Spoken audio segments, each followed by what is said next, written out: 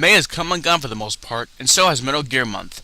The month of May was dedicated to the Metal Gear Solid franchise, and we checked out two old Metal Gear games.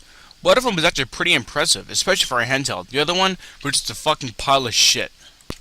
So now, I offer you my thoughts on the anticipated release of Metal Gear Solid 4, Guns of the Patriots, which is expected to be released on June 12th here in America.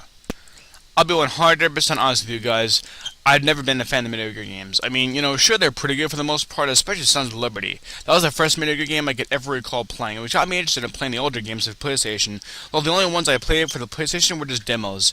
Now, while the games Sons of Liberty and Snake Eater were pretty good, and I'm a huge fan of stealth games, I just never got hooked to the Metal Gear games. I'm not sure why. They just never caught my interest for too long. I have seen footage of Guns of the Patriots, as I'm sure most of you have, and I have only three words, that's some of my thoughts on the footage I saw. I'm fucking impressed. The graphics are stunning, and the things that you can do that you couldn't do in the earlier games look great. Three things that I really like the addition of is, one, being able to get the pattern of your environment as you can camouflage with it, being able to pose with statues to hide when there's soldiers around you, and being able to actually crouch and walk is awesome. It's so inconvenient in this type of games when your only options are either walk slowly or crawl when you want to avoid being detected. In Sons of Liberty and Snake Eater, when you were crouching, if you moved just a little bit, you would automatically get on the floor and crawl. That's absolute bullshit. Grade A bullshit. Plus, the fact that Snake's back starts to hurt him if he crouches too much for too long can be a bit of a pain in the ass, but hey, it's realistic, so it's cool with me.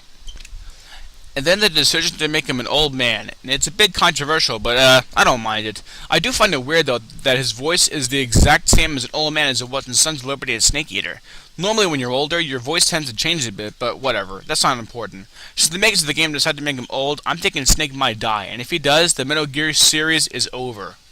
Well, unless they want to keep it going with that fucking piece of shit Raiden. Yes, I hate Raiden. I've hated him since I ever started beginning the plant stage in Sons of Liberty. When I first started the stage and I saw him, I said out loud, "What the fuck?" Then when we took the mask off, I was thinking two things. Who the fuck is this asshole? And put the fucking mask back on. If he continued the Metal Gear series as the only playable character after Snake died, I think I would have to hurt the makers of the Metal Gear series. So this really does conclude Metal Gear Month, and I hope you all enjoy Metal Gear Month as much as I enjoyed making it.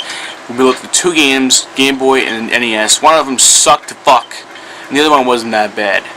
Now, as far as Metal Gear Solid 4 Guns of the Patriots is concerned, I'm not really hyped about it, but I will admit that I do think it will probably be a good and interesting game, which is pretty much the exact opposite of the next game I'm going to review.